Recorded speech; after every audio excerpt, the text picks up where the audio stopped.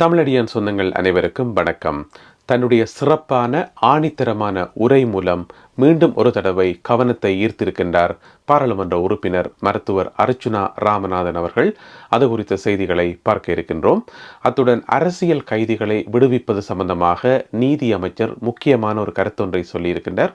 அது குறித்தும் பார்க்க இருக்கின்றோம். இன்னும் பல செய்திகள் உள்ளன. எல்லாவற்றையும் தொகுத்து இந்த காணொளியில் பார்ப்போம். வாருங்கள் காணொளிக்குள் போவோம். நேற்று தன்னுடைய முதலாவது பாராளுமன்ற உரையை மிகவும் சிறந்த முறையில் உரையாற்றியிருந்தவர் பாராளுமன்ற உறுப்பினர் மருத்துவர் அர்ச்சுனா ராமநாதன் அவர்கள். அது உங்கள் எல்லாருக்குமே தெரியும். அந்த உரை மிகுந்த வரவேற்பு பெற்றிருக்குது. உள்நாட்டிலையும் வெளிநாடுகளிலையும் புலம்பெயர் தேசம் எல்லாம் ஒரு மிகுந்த வரவேற்பை பெற்றிருக்குது. அவருக்கு நிறைய பாராட்டுகள் குவிஞ்சிருக்குது. நிறைய பேர் மிகச்சிறந்த உரை, மிகவும் அருமையான உரை என்று சொல்லி பாராட்டியிருக்கணும். நிறைய புலம்பெயர் தமிழர்கள் மகிழ்ச்சியோடு அந்த உரையை ஏற்றுக்கொண்டதை பார்க்கக்கூடியதாக இருந்தது. எனவே இவ்வளவு நாளும் எதிர்பார்க்கல இப்படி ஒரு சிறப்பான உரையை அவர் ஆற்றுவார் என்று சொல்லி. எனவே அவருடைய உரை பரவலான கவனத்தை பெற்றிருக்கிறது. நான் முந்தைய காணொலியில் சொல்லியிருந்த மாதிரி ஜேவிபியை சேர்ந்த பாராளுமன்ற உறுப்பினர்கள் கூட, அதாவது தேசிய மக்கள் சக்தியை சேர்ந்த பாராளுமன்ற உறுப்பினர்கள் கூட மருத்துவர் அவர்களுக்கு கைகுலுக்கி அந்த உரையினை வரவேற்றுக் கொண்டதாக தகவல்கள் வந்திருக்குது. என்னோட சொன்னால் நான் சொல்லியிருந்தேன், ரோஹண விஜய வீர அவர்களை குறிப்பிட்டு பேசினது, அவருக்கு வீர வணக்கம் செலுத்தினது வெளியில காட்டிக்கொள்ளாட்டியும் ஜேவிபி உறுப்பினர்களுக்கு, என்பிபி உறுப்பினர்களுக்கு உள்ளுக்குள்ள ஒரு மகிழ்ச்சியை உருவாக்கி இருக்கும் என்று சொல்லி, எனவே அவர்கள் கைகுலுக்கி வரவேற்றுக் கொண்டதாக தகவல்கள் வந்திருக்குது. அதே நேரம் நேற்று மாலை இரண்டாவது தடவையாகவும் மருத்துவர் அர்ச்சுனா ராமநாதன் அவர்கள் பாராளுமன்றத்திலே பேசியிருக்கின்றார். அவருடைய இரண்டாவது பேச்சும் பாராளுமன்றத்தை அதிர வைத்தது என்று சொல்லலாம். அவ்வளவு தெளிவாகவும் அவ்வளவு ஆக்ரோஷமாகவும் அந்த பேச்சு இருந்தது. பொதுவாக டாக்டர் அர்ச்சுனா ராமநாதன் அவர்கள் கதை கேட்குள்ள பிடியங்களோட பெம்பலா கதை கேட்குள்ள தோல்ல கையை போட்டு என்னடா செய்றீங்கள் என்ன ஏதென்று சொல்லி அந்த சாதாரணமாக தான் கதைப்பார். எப்போவுமே பேச்சு வழக்கில் சாதாரணமாக தான் கதைப்பார். ஆனால் நேற்று பாராளுமன்றத்தில் ஆற்றின அந்த உரை முதலாவது உரை, அதை விட ரெண்டாவது உரை இன்னும் அந்த ஆக்ரோஷமாக மிக தெளிவாக மிக ஆணித்தரமாக இருந்தது. எதையுமே பேப்பர் எதையுமே வச்சு பார்த்து வாசிக்காம அந்த அப்படியே ஆணித்தரமாக இருந்தது. அதில் என்ன சொல்லியிருந்தவர் சொன்னால், புலம்பெயர் தமிழர்களுக்கு மிக மிக முக்கியமான விஷயம் என்று சொல்லியிருந்தவர் என்னென்று சொன்னால், அவர்கள் என்னுடைய சகோதரர்கள், என்னுடைய இரத்த உறவுகள் வெளிநாட்டிலிருந்து எமது இலங்கை திருநாட்டுக்கு வந்து தங்களுடைய பணத்தையும் அறிவையும் தங்களுடைய முழு சொத்துக்களையும் எங்களுடைய மக்களுக்காக அவர்கள் முதலிடுவதற்கு தயாராக இருக்கிறார்கள். முக்கியமாக யாழ்ப்பாணத்திலே இன்று வரை ஒவ்வொரு வீட்டிலும் அடுப்பெறுகிறது என்றால் அதற்கு அரசாங்கம் கொடுத்த உதவிகளின் 2 மும்மடங்காக எங்களுடைய டயஸ்போரா மக்கள் எங்களுடைய மக்களுக்கு கொடுத்திருக்கிறார்கள். பொதுவாக புலம்பெயர் தமிழர்களை பற்றின ஒரு தவறான புரிந்துணர்வு தான் சிங்கள மக்கள் மத்தியிலையும் சிங்கள ஊடகங்கள் மத்தியிலையும் இருக்குது. புலம்பெயர் தமிழ் மக்கள் என்று சொன்னால் பிரிவினையை தூண்டுபவர்கள், பிரிவினைக்கு ஆதரவாக நிதி சேர்த்து கொடுப்பவர்கள், இலங்கையில் அமைதி வாரது அவர்களுக்கு விருப்பம் இல்லை, இலங்கைக்குள்ள உள்நாட்டு யுத்தத்தை தூண்டுகிறார்கள். இந்த மாதிரி நூற்றுக்கணக்கான தவறான கருத்துக்கள் தான் சிங்கள மக்கள் மத்தியில் இருக்குது புலம்பெயர் தமிழ் மக்கள் பற்றி. இப்போ நாங்கள் எங்களுக்குள்ள கதைக்கேக்குள்ள 6வது சிங்கள அரசாங்கம் மஹிந்த ராஜபக்ச அந்த மாதிரி அவையல் சார்பாக கதைச்சா நாங்கள் சொல்லுவோம், நீ அரசாங்கத்தினால் அரசாங்கத்திட்ட பெட்டி வாங்கிட்ட, அரசாங்கம் சார்பாக இருக்கிற அரசாங்கத்திட்ட ஊதுகுழல் என்று நாங்கள் சொல்கிறாங்க எங்களுக்குள்ள. அதே மாதிரி சிங்கள மக்கள் மத்தியிலே யாராவது தமிழ் மக்களுக்கு தீர்வு கொடுக்கணும், தமிழ் மக்களும் பாவம் அந்த மாதிரி யாராவது கதைச்சா உடனே சொல்லிடுவோம், நீ என்ன புலம்பெயர் தமிழ் மக்கள்கிட்ட பெட்டி வாங்கிட்டியா, அங்கே உனக்கு காசு வருதான்னு சொல்லி கதைப்பினோம்.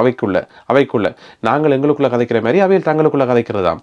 எனவே புலம்பெயர் தமிழ் மக்களை பற்றி ஒரு தவறான புரிந்துணர்வு தான் சிங்கள மக்கள் மத்தியிலையும் சிங்கள ஊடகங்கள் மத்தியிலையும் இருக்குது. நேற்று மாலை இரண்டாவது தடவையாக உரையாற்றிய பாராளுமன்ற உறுப்பினர் மருத்துவர் அர்ச்சுனா ராமநாதன் அவர்கள் அந்த தவறான புரிந்துணர்வை கிளியர் பண்ணி விட்டவர். அவர் என்ன சொன்னவர் என்று சொன்னா, நீங்க நினைக்கிற மாதிரி டயஸ்போரா புலம்பெயர் தமிழர்கள் அப்படி இல்லை, நீங்க நினைக்கிற மாதிரி இல்லை.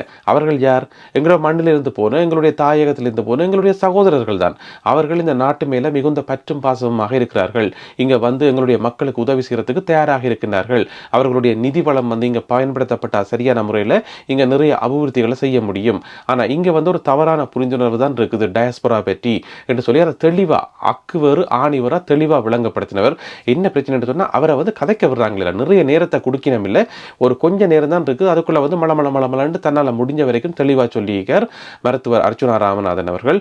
உண்மையிலேயே நானே என்னுடைய காணொலிகளை நிறைய திரும்ப திரும்ப சொல்லிக் கொண்டு வர்றது என்னென்று சொன்னா, நாங்கள் தெரிவு செய்கிற உறுப்பினர்கள், பாராளுமன்ற உறுப்பினர்கள் வந்து புலம்பெயர் தமிழ் மக்களுக்கும் தாயக மக்களுக்கும் இடையில வந்து ஒரு உறவு பாலத்தை வந்து உருவாக்கணும். புலம்பெயர் தமிழ் மக்களுக்கும் இலங்கை அரசாங்கத்துக்கும் சிங்கள மக்களுக்கும் இடையில வந்து ஒரு உறவு பாலத்தை உருவாக்கணும். இங்க வந்து 3 தரப்பா இருக்கிறோம். ஒன்று தாயக மக்கள், இலங்கை அரசாங்கம், மற்றது புலம்பெயர் மக்களாகிய நாங்கள். இப்ப எங்கள் 3 பேருக்கும் இடையில வந்து ஒரு இடைவெளி இருக்கும் போது அது சரி வராது. 3 தரப்பும் வந்து ஒன்று சேரும் போதுதான் அது நிறைய நன்மைகளை கொண்டு வரும். தாயகத்தில் வாழ்ற எங்களுடைய மக்களுக்கு வந்து நிறைய நன்மைகளை கொண்டு வரும். இப்ப பாருங்கவன், எங்கள்கிட்ட நிறைய காசு இருக்குது, நாங்கள் காசை வச்சிருக்கிறோம். ஆனா இலங்கையில ஒரு அபிவிருத்தி திட்டம் நாங்கள் செய்யணும்னு சொன்னா, எங்களுடைய மக்களுக்கு நன்மை பயக்கக்கூடிய ஏதாவது திட்டத்தை நாங்கள் செய்யணும்னு சொன்னா இலங்கை அரசாங்கத்துக்குள்ளாலாம் போகணும். போமோ இல்லையோ, இலங்கை அரசாங்கத்தினுடைய சம்மதத்தோட போகணும். இலங்கை அரசாங்கத்தை மீறி இலங்கைக்குள்ள கொண்ட காசை கொண்டு போய் நாங்கள் எதுவுமே செய்ய முடியாது. ஒரு செங்கல்ல கூட எங்களால் நட முடியாது. எனவே கடந்த காலங்களில் வந்து இலங்கை அரசாங்கத்துக்குள்ள போறோம்னு சொன்னா இலங்கை அரசாங்கத்துக்கு லஞ்சம் கொடுக்கணும், கோடி கணக்கில் அவைக்கு அளக்கணும். அமைச்சர்மார், உதவியாளர்கள், அவர் இவர் என்று சொல்லி அவைக்கு அளந்து அவையில கூட்டி கொண்டு போட்டு 5 ஸ்டார் ஹோட்டலில் பாட்டி வைக்கணும். அவைக்கு இங்கே இருந்து ரோலெக்ஸ் வாட்ச் கொண்டே கொடுக்கணும், ஐபோன் கொண்டே கொடுக்கணும், வேற வேற விதங்கள் எல்லாம் அவையில கவனிக்கணும், அவையில வந்து குளிப்பாட்டணும். அவையில குளிப்பாட்டி அவையில வந்து குளிர்ச்சி படுத்தி போட்டுத்தான் நாங்கள் எங்களுடைய மக்களுக்கு போய் ஏதாவது சேவை செய்ய முடியும். ஓம் தானே? இதுக்கு ஆதாரங்கள் எல்லாம் இருக்குது. இது வந்து பொய் இல்லை, இதுக்கு வந்து ஆதாரங்கள் எல்லாம் இருக்குது. ஆனா இப்ப அனுரகுமார திசாநாயக்க தலைமையிலான இந்த அரசாங்கத்துல வந்து இந்த மாதிரியான லஞ்ச லாவணியங்கள் தேவையில்லை. அப்ப எங்களுக்கு இங்க பிரச்சனையா இருக்கிறது வந்து பிடிஏன்னு சொல்லப்படுற பயங்கரவாத தடை சட்டம். ஏன்னு சொன்னா புலம்பெயர் தமிழ் மக்களுக்கு வந்து ஒரு அச்ச நிலைமை இருக்குது, நாட்டுக்கு நம்பி போறது வந்து ஒரு அச்சம் இருக்குது. எனவே வந்து அந்த பயங்கரவாத தடை சட்டம் நீக்கப்படணும். அது மட்டும் இல்லாமல் புலம்பெயர் தமிழ் மக்களை பற்றின தவறான அபிப்பிராயங்களை வந்து நீக்கப்படணும். அதுக்கு வந்து முதலாவது அடியை எடுத்து வச்சுக்கிறார் மருத்துவர் அர்ச்சுனா ராமநாதன் அவர்கள். இது உண்மையிலேயே வந்து வரவேற்கப்பட வேண்டிய விஷயம். இன்னும் ஒரு விஷயம் சொல்லிக்கிறார் என்னன்னு சொன்னா, இப்ப வெள்ளத்தால பாதிக்கப்பட்ட மக்களுக்கு வந்து அரசாங்கம் நிதியுதவி கொடுக்குதுதானே, எத்தனையோ மில்லியன் கொடுக்குதுதானே. அவர் என்ன சொல்லியிருக்காருன்னு சொன்னா, நீங்க எவ்வளவுதான் கொடுத்தாலும் புலம்பெயர் தமிழ் மக்கள் கொடுக்குற அந்த நிதி வந்து நீங்கள் கொடுக்கிறத விட 3 மடங்கு அதிகமாக இருக்கும். எனவே அவர்களுடைய உதவிகளை பெற்று எங்களுடைய மக்களை வந்து முன்னேற்றுங்கோ, எங்களுடைய மக்களுக்கு வந்து நல்ல திட்டங்களை செய்யுங்கோ, அதுக்கு வந்து ஆவணம் செய்யணும்னு சொல்லி நேற்று 2வது தடவை உரையாற்றியக்குள்ள வந்து மருத்துவர் அர்ச்சுனா ராமநாதன் அவர்கள் குறிப்பிட்டவர். இதுவும் உண்மையில் வரவேற்கப்பட வேண்டிய விடயம். எனவே அன்பான மக்களே, நான் ஒரு விஷயத்தை திரும்பவும் ஞாபகப்படுத்த விரும்புகிறேன். அதாவது வந்து டாக்டர் அர்ச்சுனா ராமநாதன் அவர்கள் வெளியில எங்களுக்கு தெரிய வந்த காலத்துல, அதாவது ஒரு 4-5 மாசத்துக்கு முதல் சாவச்சேரி மருத்துவமனையில டாக்டர் அர்ச்சுனான்னு சொல்லி ஒரு அங்க இருக்கிறார் சொல்லி எங்களுக்கு முதல் முறையாக தெரிய வந்த அந்த காலப்போது இருக்கல்ல, அப்படி தெரிய வந்து ஒரு 2-3 நாள்லேயே வந்து டாக்டர் வந்து தன்னுடைய ஃபேஸ்புக்கில் சொல்லியிருந்தவர், வடக்கு கிழக்க அபிவிருத்தி செய்யறதுக்கான அந்த திட்ட வரைவையே என்னால் வரைய முடியும் என்று சொல்லி அப்பயே சொன்னவர். அவருடைய அந்த வசனம் வந்து எனக்கு கிளிக் ஆச்சுது. அந்த கிளிக் ஆச்சுன்னு சொன்னால் அந்த கவனத்தை ஈர்த்தது. ஏதோ ஒரு விஷயம் இருக்க போய் தான் அதை சொல்றாரு. சும்மா சாதாரணமாக சொல்ல முடியாது.